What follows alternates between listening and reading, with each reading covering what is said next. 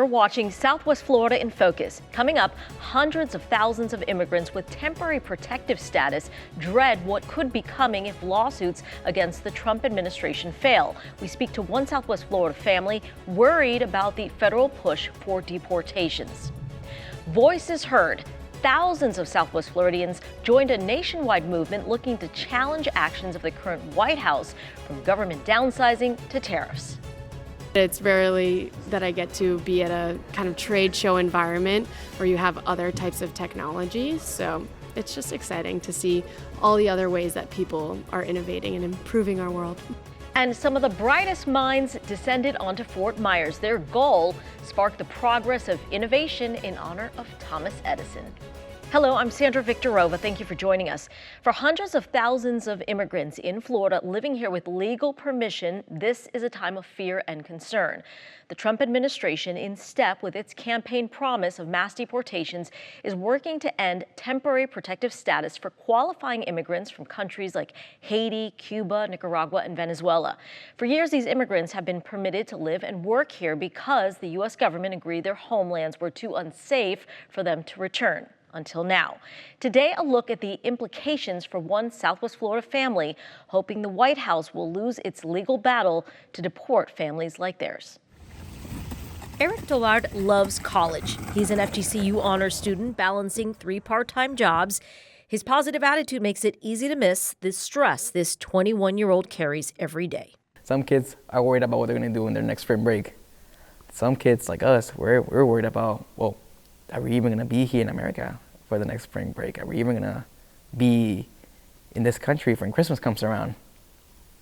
Should I even start worrying about applying for next semester? Those thoughts are not easy thoughts. Eric arrived in the U.S. at age 12. His family has called Collier County home since leaving Venezuela in 2014. His father publicly opposed their homeland's repressive government of Hugo Chavez, which he says put their family's safety at risk. It's not safe. Yes, it is still home to many. It's not safe. His father, Rohel, fears what would happen if the Trump administration wins in court, successfully ending TPS for his family. If they deport me, returning to Venezuela, I run the risk of imminent imprisonment and not only being jailed, but being at risk of being sent to a place of torture that they have for people who have stood up in opposition to them as a regime. According to the Associated Press, nearly 8 million people have fled political violence and turmoil in Venezuela, considered one of the biggest displacements worldwide.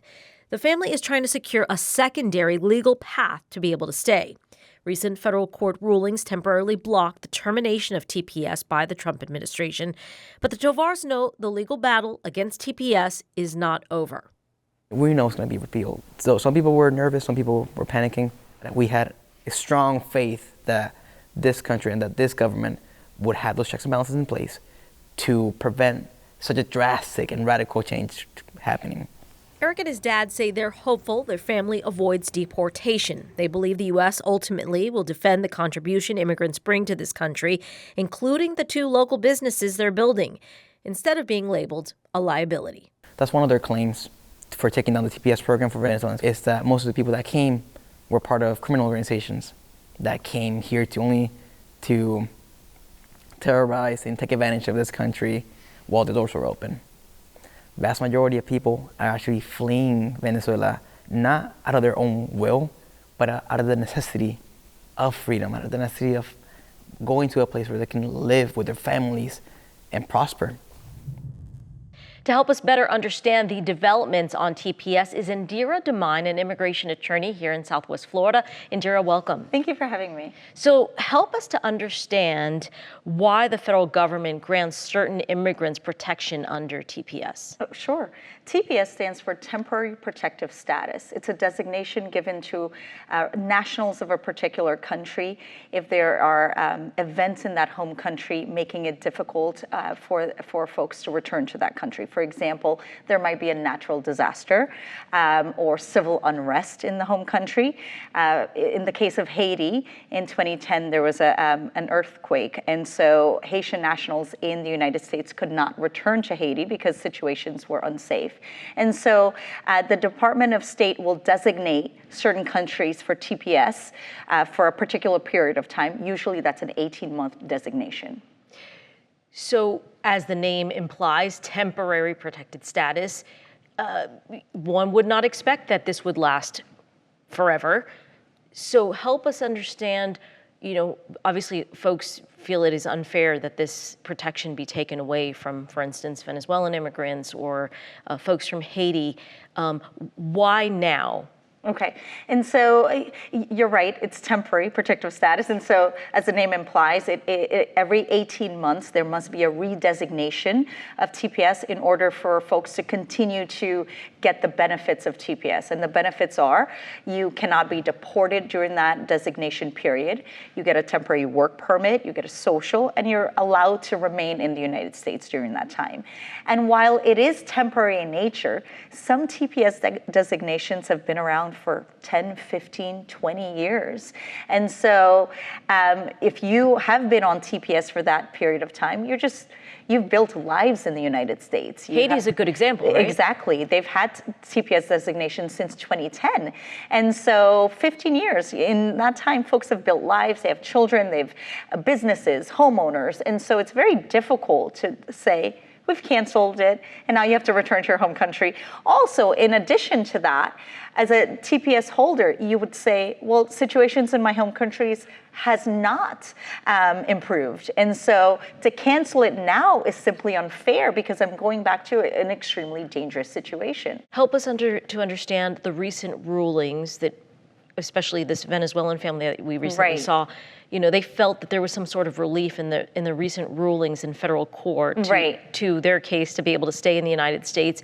This is just a temporary victory, correct? That's right. And so March 31st, so just a few days ago, the district court postponed the cancellation of TPS for Venezuela. It was set to expire earlier in April. And so because it's now postponed, folks that are on TPS from Venezuela can renew their TPS. Now, we're not sure how long and how long this postponement is going to be in place. But based on prior litigation surrounding TPS, this can go on for years. And so what we saw in the first Trump administration, a similar thing happened with TPS for Haiti. There was a litigation filed. It postponed the cancellation. And that litigation went on up until the end of the first Trump administration. Mm-hmm. So I wouldn't be surprised if this litigation goes on for a few years. Indira Damine, we thank you so much for the update on the situation, and we'll have you back to continue to update us. Thank you for having me. Thank you.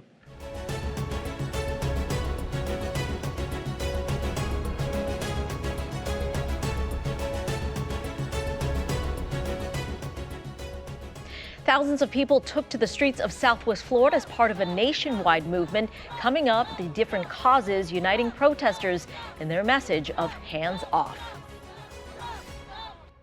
An estimated 3 million people took part nationwide in over 1,200 hands-off demonstrations. In Southwest Florida, folks gathered from Sarasota to Naples to protest a growing list of issues they blame on the current Trump administration. WGCU's Amanda Inscore Wittamore reports.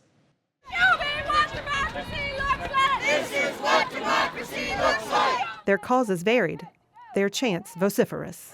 Trump, no, Trump, no. On April 5th, over 7,000 people assembled up and down the coast of Southwest Florida to voice their frustration or anger with the Trump administration. Hands off my Social Security. Demonstrators lined the streets, marched bridges, and carried signs, all part of the national hands-off rally. Karen Edison with the Lee County Democratic Party described the intent of the movement. Essentially, hands off the Bill of Rights. Our freedom for press, freedom for speech, freedom for religion, freedom to petition our government, the whole list. And they are being infringed. Hey, hey! Ho, ho! Trump and Musk have to go! Health centers that the U.S. government was helping support overseas, all that funding cut overnight in one day. and those health centers actually closing down. Who would have ever thought that we would be that country? Individuals, along with their employers, have been paying in throughout their entire working lives into the Medicare system, into Social Security, and the perception that this is some kind of a Ponzi scheme or some terrible thing. This is ridiculous. The protest brought people from all ages and backgrounds. I'm out here because I'm 18 years old and very queer, and I would kind of like to have a wife and kids one day. And having a family is super important to me, and if I have to get out here in 90-degree weather to protest it, that's exactly what I'm going to do. The thing that worries me the most is that bunch of supposed gang members they sent to El Salvador prison without so much as a hearing.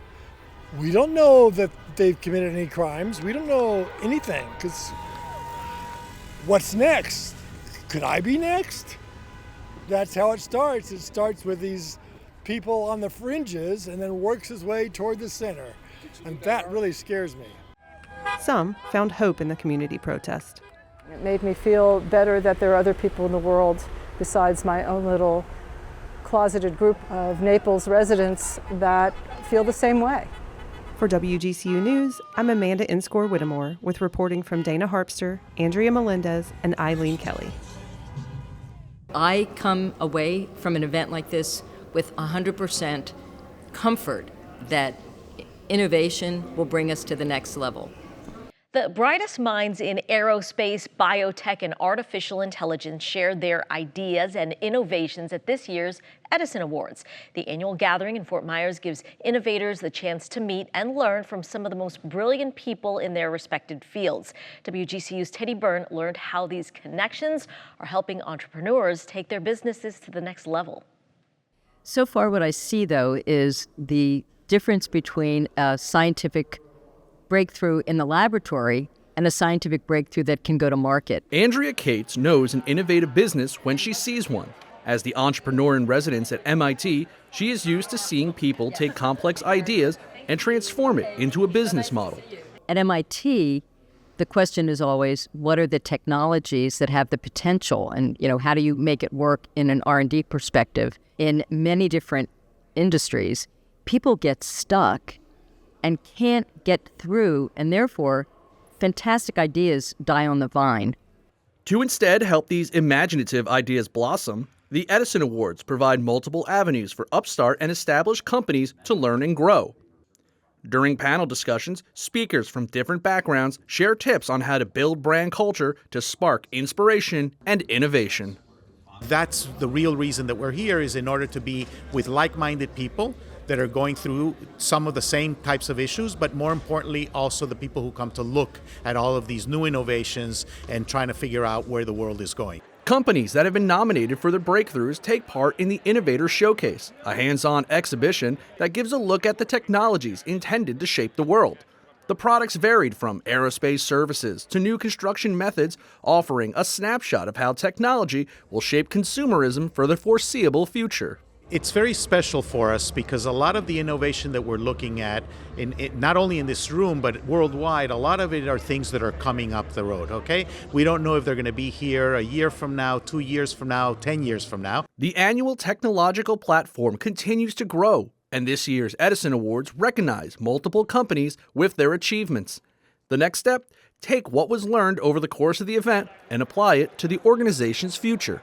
As a startup, your goal is to obviously expand and figure out how you can bring the most impact. And so talking to people who have done that, it's an awesome opportunity to get wonderful advice and direction on how we can expand our impact. An organization like the Edison Awards community is perfect for giving people the reinforcement, the peer support, and the inspiration, quite frankly, that people need to get to that next level and actually have their fantastic ideas not die on the vine, but instead reach their full commercial potential. For WGCU News, I'm Teddy Byrne. In the near future, could humans eliminate food waste or create fuel from seawater or bring fast and affordable connectivity to people everywhere using beams of light?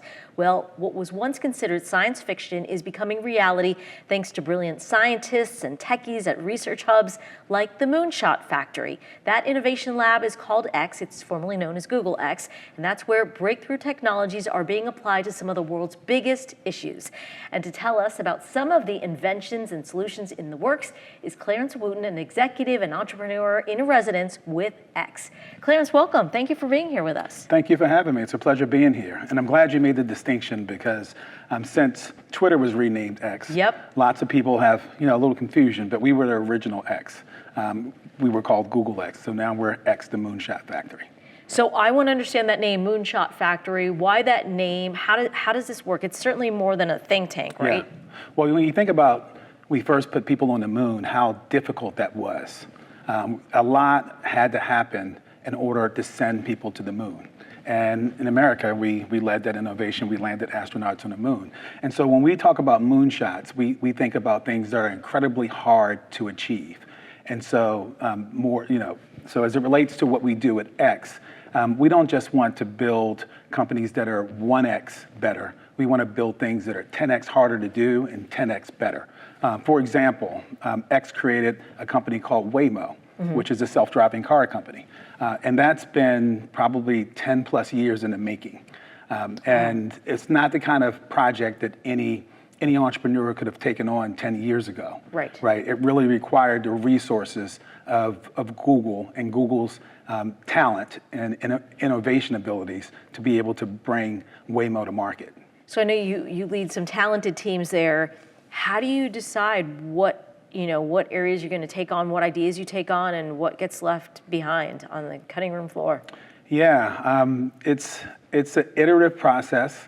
It's one that no one individual controls. Oftentimes we'll spend years working on something, and then once we realize that the technology hasn't gone in the direction that we think it will go, or it doesn't have the proper unit economics to make sense to turn it into a business, then we will cut it before we launch it into the world as an independent alphabet company. So how large a role is artificial intelligence, AI, playing in the development of these technologies, these solutions? Well, AI has been playing a tremendous role inside of Google for a number of years.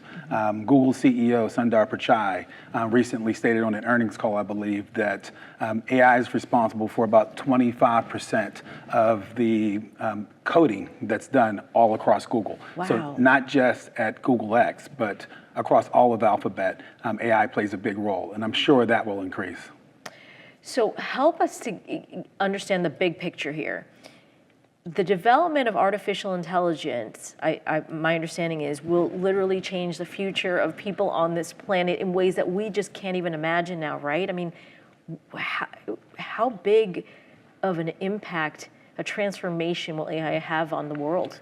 I think we're on the precipice of creating a digital species, right? So when you think about mankind and mankind's development, it's all been measured in terms of productivity. Right, so we're a lot more productive today than we were 100 years ago. Right. Now productivity will be taken over by AI because AI is actually smarter than us, and that will probably continue to be the case. However, that's going to sort of push the pace of innovation like never before, in positive ways and in ways that we're not sure of. But it's certainly no putting the genie back in the bottle. Right, so I think we need to leverage it and embrace it so that we can all become 10X better. I know you're speaking to students here at Florida Gulf Coast University. What's your message for them? Folks who have great, brilliant ideas, don't know how to get it off the ground, get it to market. Yeah, I just want to, because I think when I came out of college, I don't even want to say how long ago it was, the world was a lot different than it is today. I know that there are a lot of students and young people who are a little bit worried about how AI is going to impact their ability to land jobs, et cetera. One of the great things about Florida Gulf Coast University that I'm finding about is its entrepreneurship school. And so, if you're an entrepreneur, you really need to learn to leverage AI, even if you're not an entrepreneur, because if you don't leverage AI, you're going to lose out on job opportunities to individuals who do. So I believe everyone needs to be able to 10X themselves by leveraging the AI tools, prompts, agents. And so that's what I'm here to talk about, how to leverage AI, because there's no putting the genie back in the bottle. That's right. Clarence and Wooten, we're so grateful that you stopped by. Thank you so much for your time. Thank you for having me. It's been great.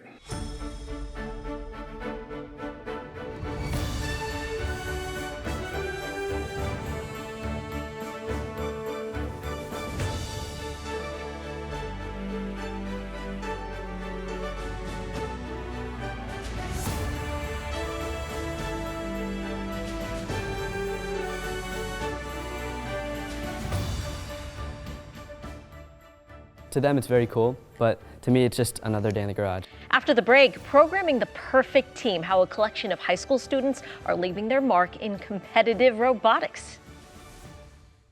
A tech dynasty has been brewing right here in Southwest Florida. The first robotics team, Java the Hutts, is heading back to the World Championships for the third time in 4 years. Comprised of 11 high schoolers from Sarasota to Naples, they look to add another title next week during the first championship in Houston, Texas. WGCU's Teddy Byrne caught up with the team to learn what it takes to build a winning bot.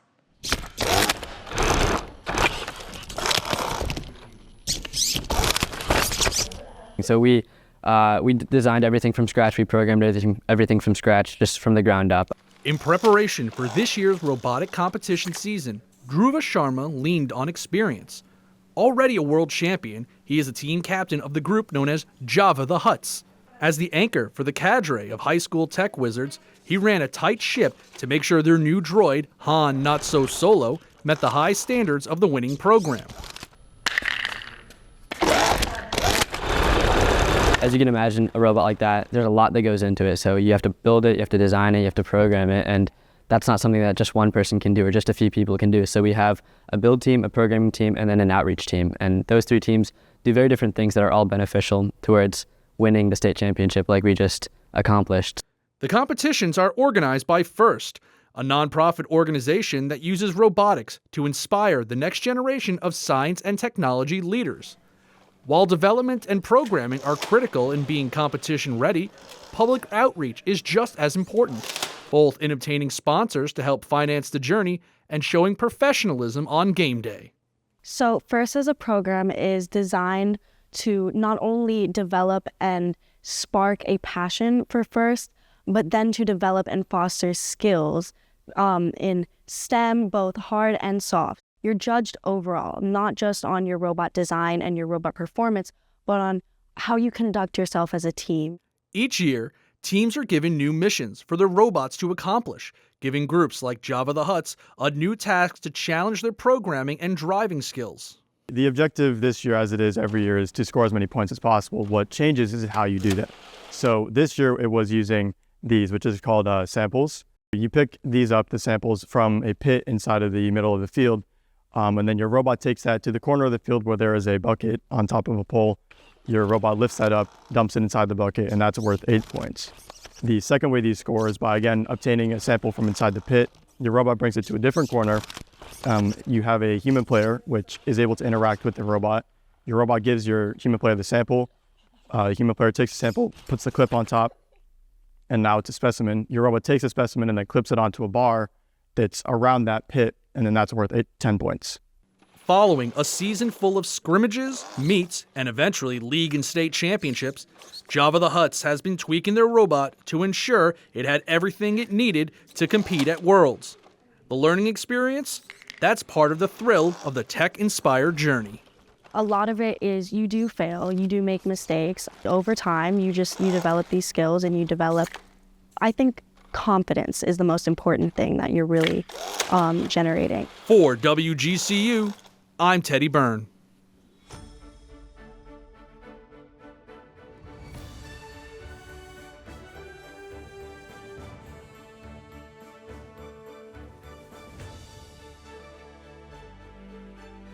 Coming up next week, staying in step when traveling the world. We hit the stage with travel host and dancer Michaela Malazzi and why she thinks we should add dancing to our travel itinerary. Plus, she shows us some moves from her own family's Italian culture. Join us for that story and much more next week. And don't forget, we've got extended interviews waiting for you and any segments of Southwest Florida in Focus you might have missed. It's all on our WGCU News YouTube channel, so be sure to like and subscribe. We'll see you next week, and until then, have a great week, everyone.